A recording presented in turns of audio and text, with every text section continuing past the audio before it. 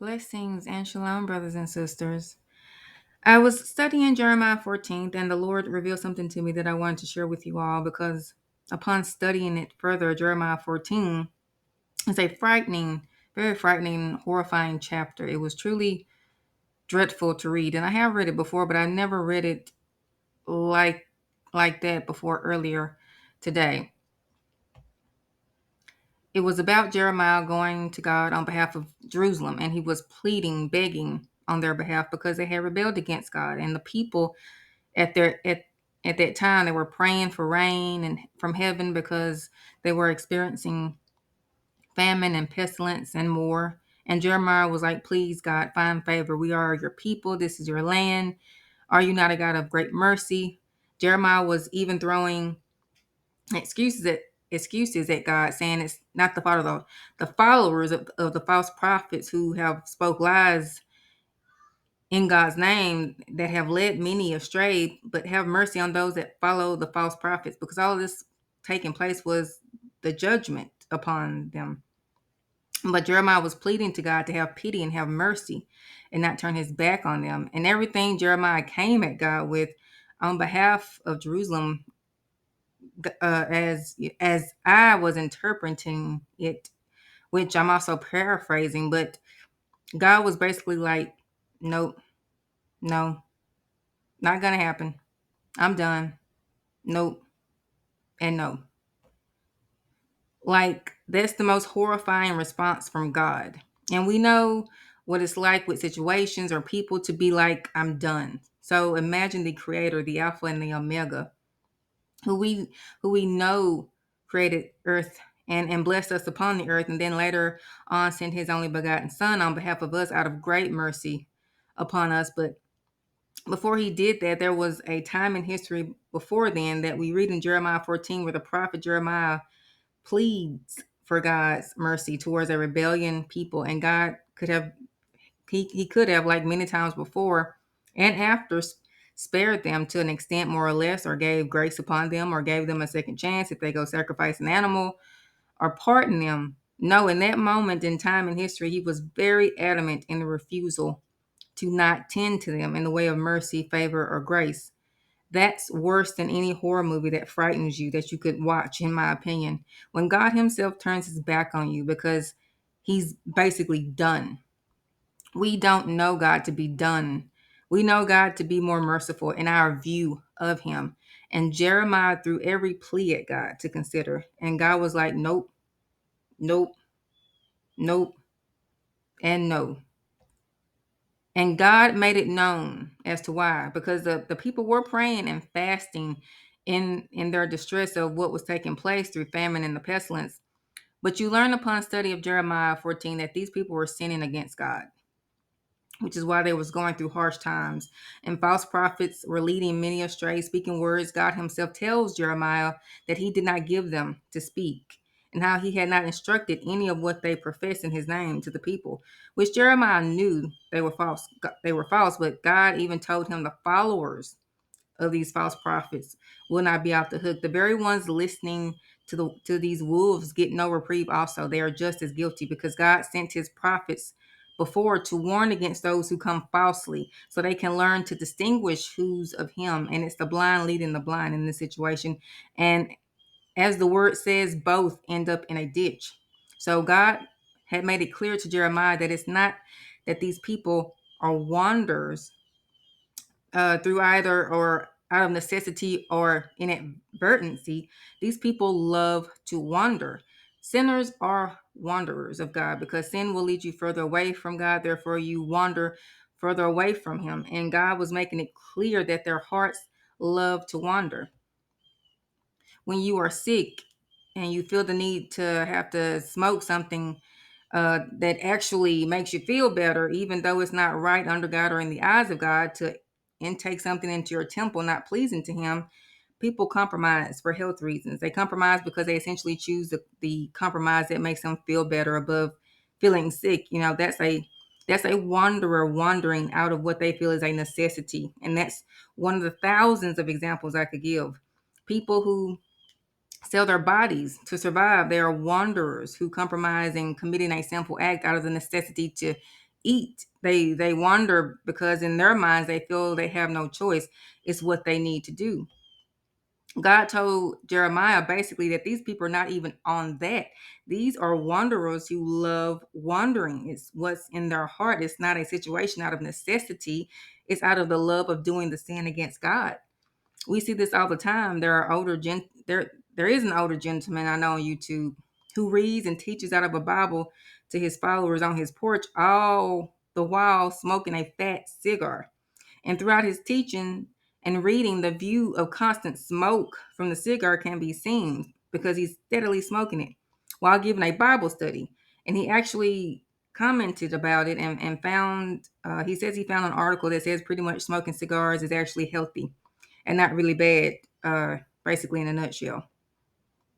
But wanderers who like, if not love to wander, will find a way to rationalize reason, and logic and embrace compromising themselves until it becomes an idol, a love that they will uphold, where they start to not feel no weight of guilt or displeasure in their compromising.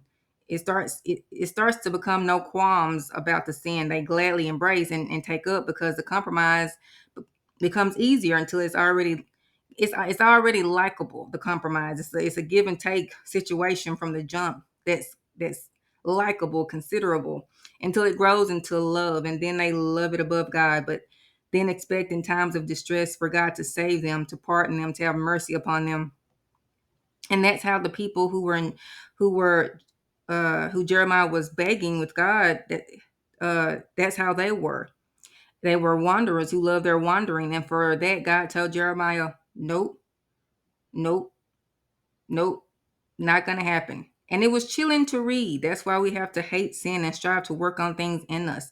That doesn't make us necessarily walk upright in the eyes of God. And for God to see us walking in a way that's to His displeasure, we have to be so conscious of that. And these were in the book of Jeremiah 14.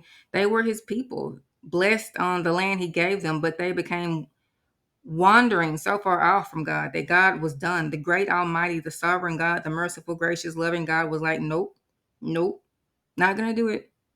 Oh, them you mean? Yeah, they're not off the hook either. Nope, nope, no. Like that's how I interpret it. And it's a horrifying reality if you're on the other end of God being done with you. God to Jeremiah made two distinctions of a wanderer. Both are not good, but at least with one, I believe he would have given mercy. But these people, according to God, were on the far ladder of a wanderer. He was done. There was nothing, not even a true, legit prophet like Jeremiah could say or intercede on their behalf.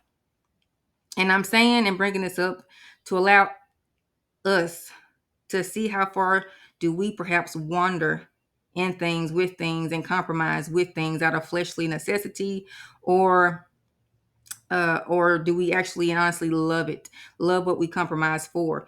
We have to truly look within ourselves and ask ourselves, what are we upholding over God, and why isn't God first? But this thing that we're compromising for, is why isn't it not more important for me to why is it not important for me to fear God than to not fear Him and easily wander in sin or become a wanderer of His? And these are the questions we need to ask ourselves and consider of ourselves to help us be purged of things that distance us from Him, that could potentially put Him in a position that He took with His people in Jeremiah. And it's so easy to wander in this life, especially our flesh. There's a catchy song out there, and I wanted to bring this up because it's just a perfect example. If you take out the lyrics, it's a great melody. Unfortunately, with the lyrics also, they make the song sound great because lyrically they tell a great story. The song tells a great story, and it came on at random on my music app. I have a playlist I listen to, but I was listening to a song not on my playlist. And I added it to my playlist, but because the song that I was listening to wasn't played originally from my playlist, after that song was over, it played another random song, which is this.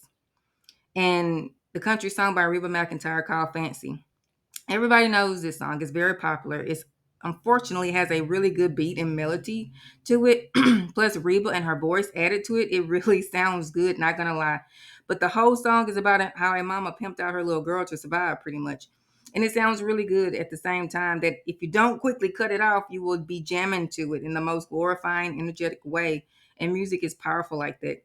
But it came on after the song I was listening to, and automatically just hearing the intro of the song and the guitar and the drums starting to play, it just hooks you in. I like it, but take out the lyrics, it sounds so good, but it's the devil's music, as my great grandmother used to say. And you will be singing in joy and almost praise about this woman doing what you would in real life turn your nose up at to any other mother out here doing that to her child in real life. But fancy comes on and people will be like, this is my country jam, and be singing to it. I quickly cut it off because not too long ago, before I was listening to it, I heard it when I was a kid, so I had no comprehension of it and its meaning. And it sounded just really good. But I'm older. Clearly, I know what it's talking about now. So hearing it, I felt bad for listening to it and liking it. That's why when it came on at random, I had to quickly cut it off and gain back control of my safer playlist, because in the past I didn't agree with the song, but I was singing to it. I should not be singing to the song because I don't agree with it, but I'm singing to it. So I had to stop and just thank the spirit of conviction for convicting me. But that's how easy it is.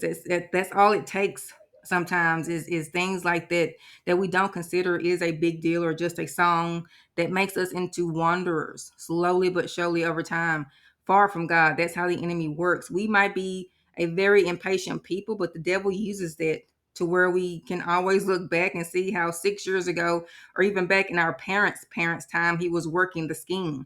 But temptation of the world, even in the take for granted, not really big deals, we could call them, can make us become wanderers of God. And I don't even want to be in a position where, when it comes to God, he could ever say, nope, nope, not going to happen. I'm done. I don't want no smoke like that with the creator. I don't want him to ever have that type of energy with me. And thankfully, I love him and love to follow him. So I will never experience it. But every day I have to strive in this flesh and in this world that tries to make me a wanderer. We all do every single day. I have to keep in the way of Father that is pleasing to him, because it's more important to me of how he sees me and sees my heart, and how I'm loving others as he does, and how I'm forgiving others, uh, over the love of wandering in my shenanigans. Because believers believe God is merciful, and he's the most merciful you will ever know, but he doesn't have to be. He is sovereign. He could grant or not grant mercy to whomever he wants to or does not want to. So please check yourself to see if you could be a wanderer in things. Check and see if you love to wander in some things. This isn't about condemnation. This is about seeing what's truly in ourselves, asking Father to reveal if there's a wanderer at heart in us somewhere that we don't know about or isn't aware of. And maybe we are aware of it. Maybe we don't mind easily compromising. Heck, we might even love doing it, but that's not good. We have to acknowledge it and deal with it. Go to God with it. Repent of what you know he wouldn't approve. Stop compromising. Give it to God instead. Reject what you know he would reject. Even if you're compromising, that's you compromising. But what would God say about it? Fight the flesh that loves uh, to go against God, and ask God to help you reject anything that could cause you to wander from his spirit. Please take this to the Lord. I love you guys. Blessings and shalom.